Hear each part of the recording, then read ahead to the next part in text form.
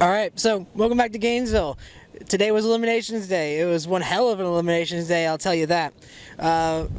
First off, again, I ended the videos like this, but I want to start it off. The Gainesville crowd that showed up here today was unreal. Obviously, we had the sellout crowd yesterday. That was the big headline of the weekend, but even then, they still packed these grandstands deep, and they stayed for the entire event. I usually talk about the majority of the fans leaving after the fuel cars run, and it was a minority today. A lot of the fans stuck around to go watch these races, so that was a really big positive that I saw, that these are legit race fans that aren't just here to watch two classes run and then wander around for 2 hours. They stayed, watched Pro Stock, they watched Pro Stock Motorcycle, Pro Mod, and everything in between. And there was a lot of things that happened in between. Starting off in Pro Stock Motorcycle, Matt Smith went out towards around the quarterfinals, around round 2, and went out early. That was one of the things that I talked about going into this weekend too.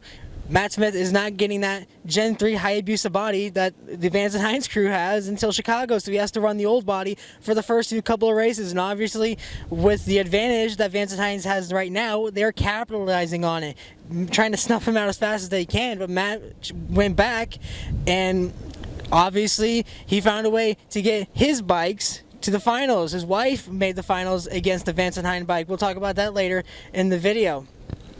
But overall, it was a really cool class to watch. Chip Ellis was over in the other lane over here. I believe he had a transmission issue because as soon as he took off the line, the bike immediately stopped. It would not roll forward, so they had to roll it back, and they called it an event. And again, I talked about it all weekend. The young blood in this class is unreal. Gage Herrera, obviously, if you haven't watched by now, he won the event overall. It's been a perfect weekend for him. #1 qualifier. He was the fastest in every session going on today, and he takes the win. He had the field covered by over 1/10 of a second, and Chase Van Sant owned most of the class as well. He had a very, very, very competitive time here this weekend. He fell to Angie Smith in the semifinals, or else he would have made the finals here in the Pro Stock Motorcycle. We would have had both Gage Herrera versus Chase Van Sant, which would have been a big headline for the series overall.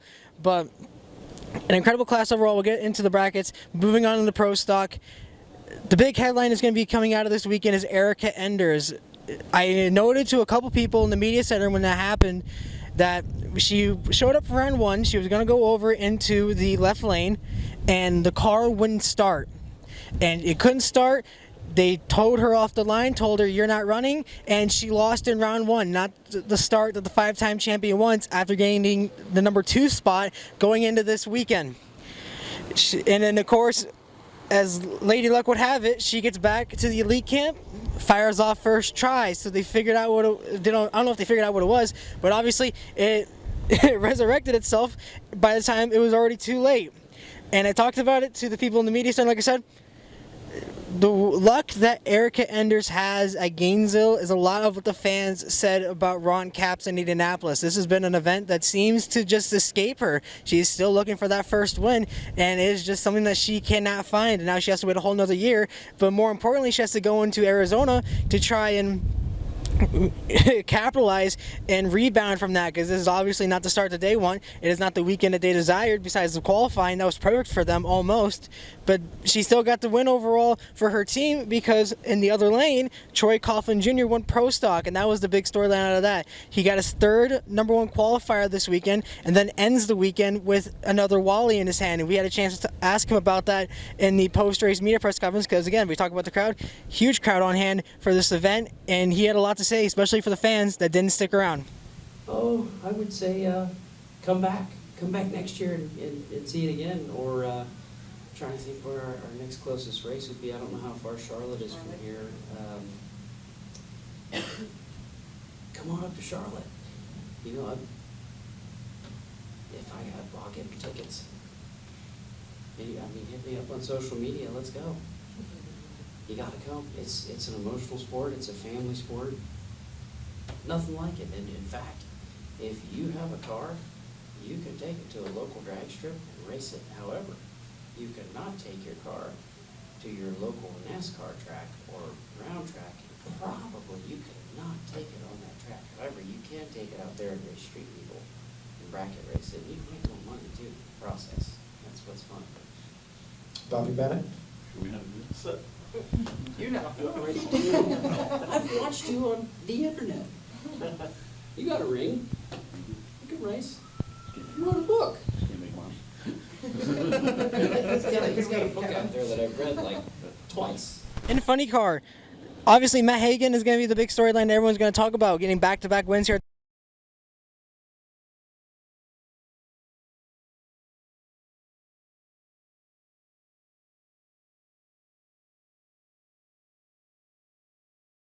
Hight was listing off blistering times. John Force was my pick to win this race, and then it started off in top fuel with Austin Prock. They had a trouble with, I believe, the throttle stop on their burnout. It didn't go the way they wanted. They pushed the car back, and then it burped fuel on some of the crew guys. So he wasn't even able to complete his run. He had to back out and watch as he loses the Gatornationals.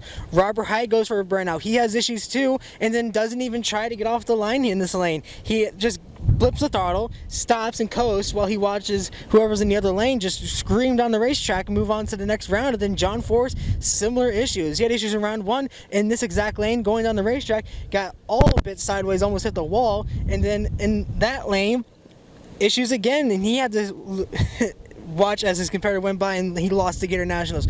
So huge fumble for John Force Racing overall. They had a lot of good cars that could have won this event, even Brittany Force too. Literally every single car that he had in this event had similar issues that plagued them and cost them this Gatornationals, because I genuinely do believe they should have won this event. One of their cars, if not both of the classes, should have been in victory lane this weekend because they had the cars to beat. They had this place covered, and in spectacular fashion they fumbled it in a major way. So they got a lot of work to do going into Arizona to try and resurrect that and figure out that problem, because if what the speed that John Force has this weekend is any indication of what we're going to find the rest of the season, he's going to be a very big threat. But again, the big headline is going to be Matt Hagan. Back-to-back wins here at the Gatornationals. In the post-race media press conference, I asked him, because going into the next race at Arizona, he gets to take part in the Mission Foods Too Fast Too Tasty Challenge. He has to go up against Alexis Ajoria and possibly J.R. Todd again. So we had a chance to ask him about that. Here's what he had to say. Well, you know, the crew guys are pumped up about that because it's bonus for them, you know, and that's something that they've never, like, you know, get to have during the season, you know, unless we win a race and stuff. So huge for our guys, you know, so they're super excited about that. And I don't know if it's 10 or 15 grand we get to run for, but it's a good chunk of change. And, you know, it's hats off to NHRA to put that together for these teams to go out here and have a race on Saturday, basically, you know, and our guys, you know, they're already talking about it. I mean, semifinals, they were like, hey, you know, we get to go run for 10 more grand, you know, next week, you know, a couple weeks from now. I was like, dude, we're racing. Like, don't worry about your 10 grand. Like, let's win this trophy. You know what I mean? But I mean, that's how excited they are. You know what I mean? So it's huge, you know, and it goes a long ways for those crew guys, and you know, and for everybody. Money is very motivating, and they get a chance to do that. So very proud of NHRA to put that together and have an opportunity to do some of that stuff. I think it's going to be a big thing. And then in Top Fuel as well, some big storylines coming out of there. Josh Hart lost on a whole shot in round one. He was my pick to win this event after the incredible job that he did yesterday in the Pep Boys All-Star call-out. Brittany Force, like I said, she fumbled the race for the #1 qualifying spot. Clay Milliken, I had a lot of high hopes for him. He smoked it over there in that lane over there and lost in round one, had an early exit out of the event, and he had to watch and pack up early at 10 in the morning. And then how about Tony Schumacher and Steve Torrence? Tony Schumacher and Steve Torrence got the face-off, and I believe it was the semifinals. I have to check again when we go through the ladder at the end of the video, but I talk about those two. Those are two guys that you do not want to let get momentum, because if you let them get the momentum, they're going to really be a big threat to win this championship and win these events. And luckily for them, Mike Salinas was the one to do that. He ended up taking the Top Fuel honors at the end of the day, winning a crown jewel event once again. So huge props to Mike Salinas for getting that win. But again, just the competitive nature in this class. How about Doug Coletta? Doug Coletta had an amazing day. Coletta overall had an amazing day. 4 out of their 5 cars made the semifinals in both Funny Car in Top Fuel, and they had a really good shot at winning this event. They had one of their cars being J.R. Todd make the Funny Car final, but Coletta, man, is a really big threat this season. A lot of people talked about how last season wasn't the season that they wanted to have. They come in this season and they are swinging, and Coletta, by all means, in every sense of the word, is back. For Mike Salinas, again, can't really talk about much of what he's accomplished. This is a huge deal for him. He had an almost picture-perfect weekend. He did not have the qualifying result that he wanted. He was about the 7th-ranked car going into today, but he made the final round, and the Pep Boys All-Star call-out ended up losing to Josh Hart. But then he comes in today and is listing off 68.68 second times. He had an incredible turnout today. He was one of the fastest in every single round that was out there. He absolutely owned the field. I asked him about the opportunity to win these Crown Jewel events because of the much noted nature of his background from the scrappers roots, where he had to start his career by going to local drag strips out on the West Coast and collecting scrap metal and turning it in for money. And now here he is running a multi-time national event winning top field team, and is genuinely one of the faces of the sport at the moment. Here's what he had to say about that. Well, just like anything, you do not ever forget where you come from and how it worked. Look, Gage won his first race in motorcycle. I soaked that kid, but I pulled him aside and I told him, "You are with one of the best teams out here. You're going to do really, really well. Don't you ever forget where you came from or how hard this is. This is stuff people dream of." I've been dreaming of this stuff all my life, and I'm like, I go home, true story.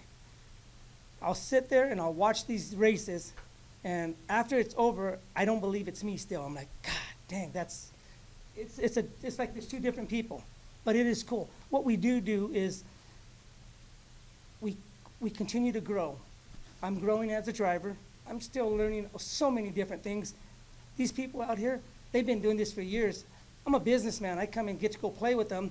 And, I mean, some people taught me how to win. They taught me how to win, and it's a mindset. It's a really positive mindset, and it really helps. You know, it really helps. That's what I would say. You don't forget where you come from, and you appreciate these, because these do not come easy. But my daughter has one, and so I have one too now. Both have won the Gatornationals. Phil Burgess, NHRA National. And then getting into the ladders once again, we talked about it yesterday. Gatornationals owning the class overall today. He faced off against Ron Torno in round number 1 and whopped him out. He moved on into the second round to go face his mentor and his teammate Eddie Craywick. He knocks him out of the event. Hector Rana Jr. was the person that Eddie beat to get into that second round race. Matt Smith beat Kelly Klantz, loses to Gianna Evaristo, leading to a semifinal matchup of Gage Herrera versus Gianna Evaristo, which, of course, as you would know by now, Gage won.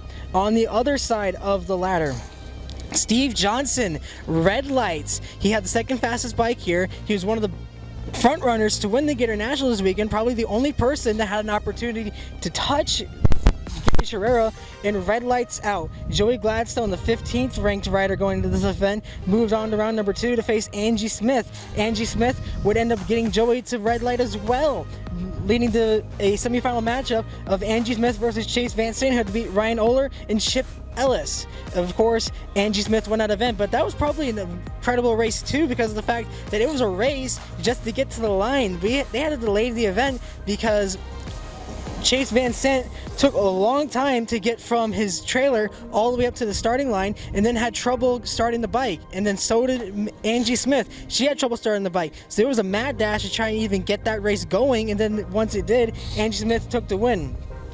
In the semifinals, like I talked about, Gage Herrera beat Gianna Evaristo, and Angie Smith beat Chase Van Sant, leading to a final round between the Matt Smith bike, the old V twin bike that Matt Smith won his championships with, versus the new Suzuki Hayabusa Gen 3 that Gage Herrera was on. And in his first start for the Vance and Heights crew, Gage Herrera wins the Gatornationals. And we had a chance to talk to him about the opportunity to win the Gatornationals. Here's what he had to say. It means the world to me, you know. I mean, for many years, I've sat on the couch with my grandfather, my dad.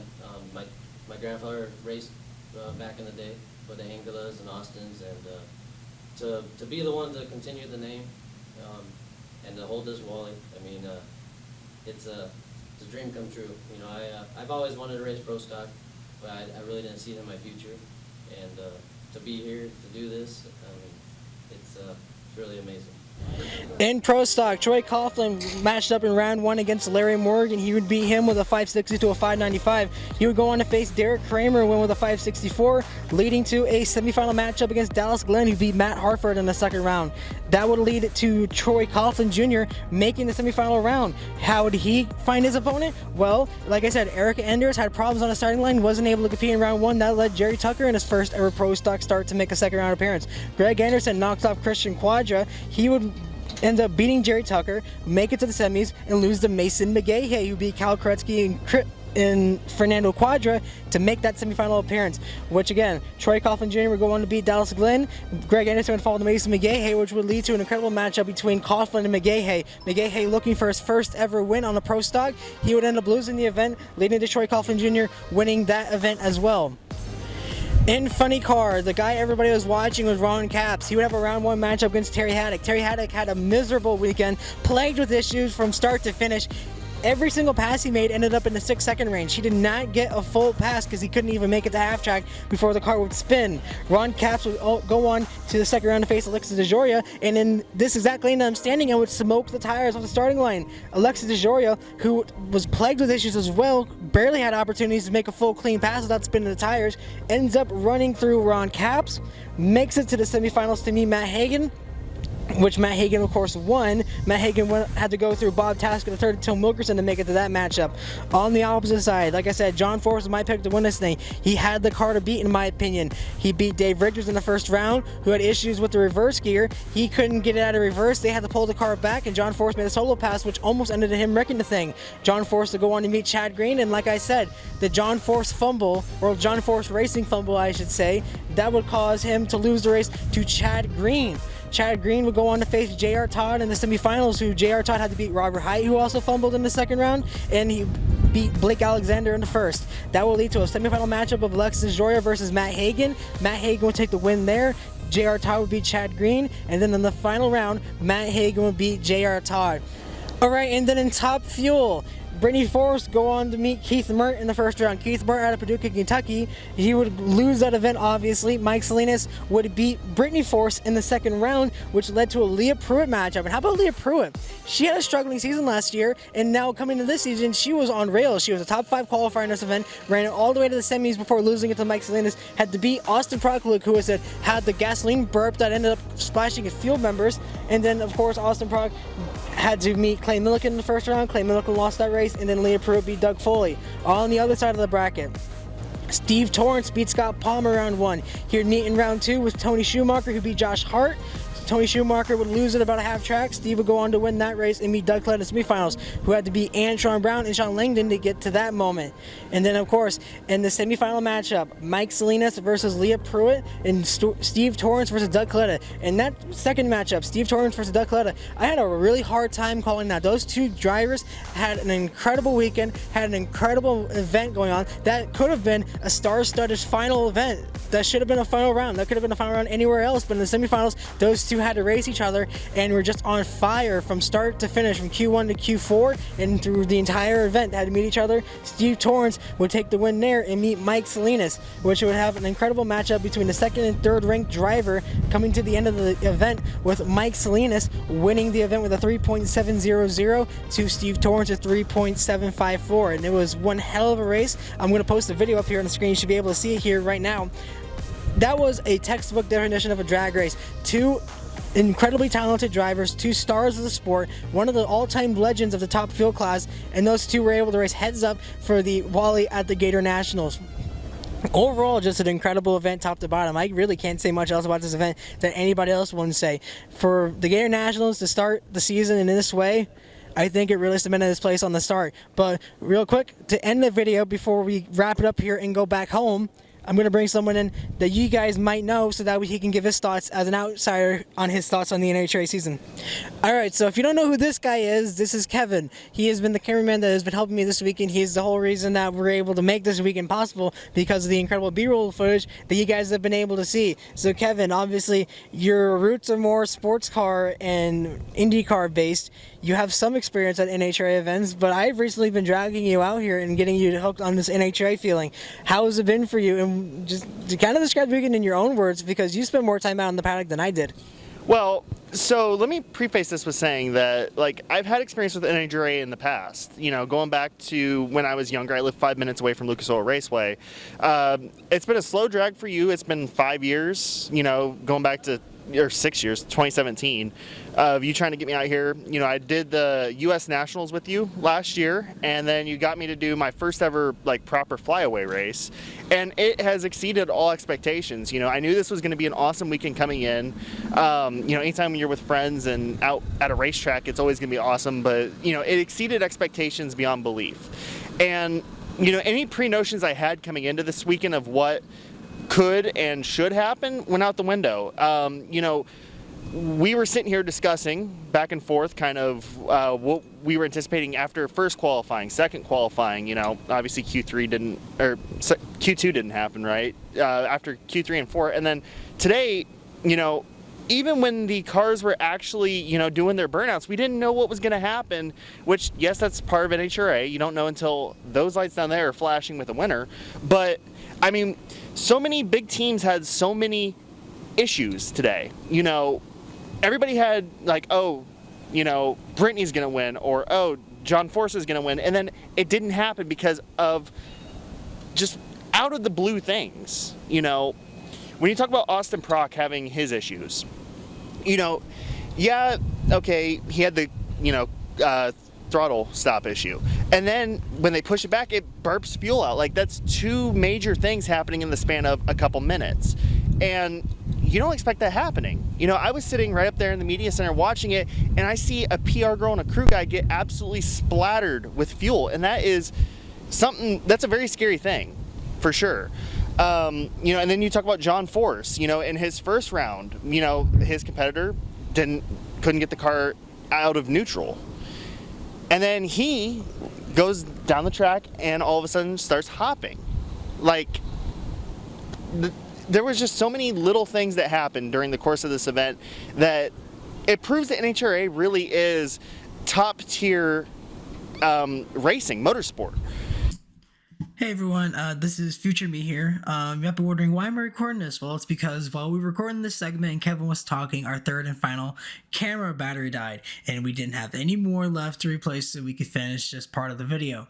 Kevin had basically said everything he was going to say after this, but I wanted to take the opportunity to finish this video off by saying thank you again to all of you guys for supporting this channel from the beginning. I know we're at 4,000 subscribers, which is a huge deal to me, and there's still a long way to go for the growth of this channel. So if you've been here since day one, I appreciate it. If you started watching me during this weekend, thanks for hopping on board.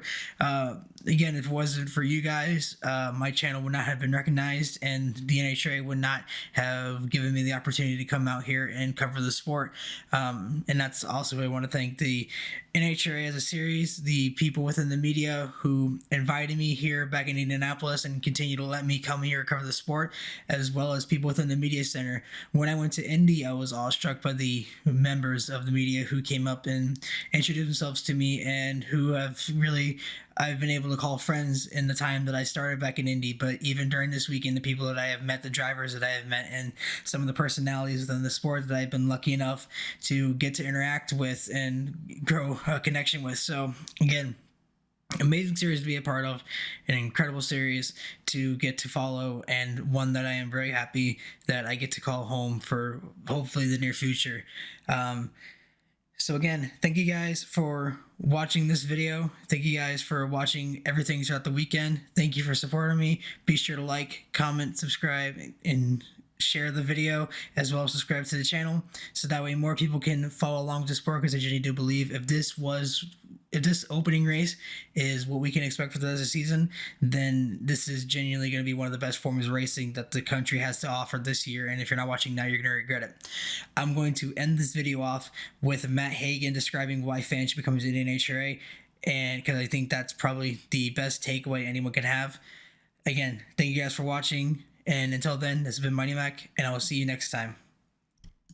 Just real quick, Tony, when he was doing his tour, basically, his big message was butts in the seat, butts in the seat. Today we had that Fox coverage leading in here, also into the NASCAR race, so a lot of NASCAR fans got a good opportunity to see him maybe for the first time. what would your message be to those motorsports fans to say, get on out here? Yeah, you know, if you think NASCAR is cool, you ain't seen nothing, you know what I mean? Like, this is unbelievable. It's the most adrenaline-driven, you know, crazy, loud, you know, break your chest kind of feeling, you know, out there. And everybody asks you, like, what's that like? You know, and when I pitch a new sponsor in a boardroom, you know, you're telling them all this cool stuff, and you got PowerPoint up, and it's cool pictures, and I'm on fire, and all this other stuff. You know, it's just like, it's hard to sell it, but when you get them out here, it's incredible. Just the experience that they have. No one yet that I know of has walked away from an NHRA event and was like, this ain't cool. Like, everybody is like, oh my gosh, you know, where do I get my tickets for next year? So, you know, like I said, if you're a NASCAR fan and you got to see some of this leading up to the race, it's worth your money to come out here and check this out. You know, put your butt in the seat and experience it, because we can't make your TV rattle and fall on the floor, but we sure can vibrate your entire body while we're here.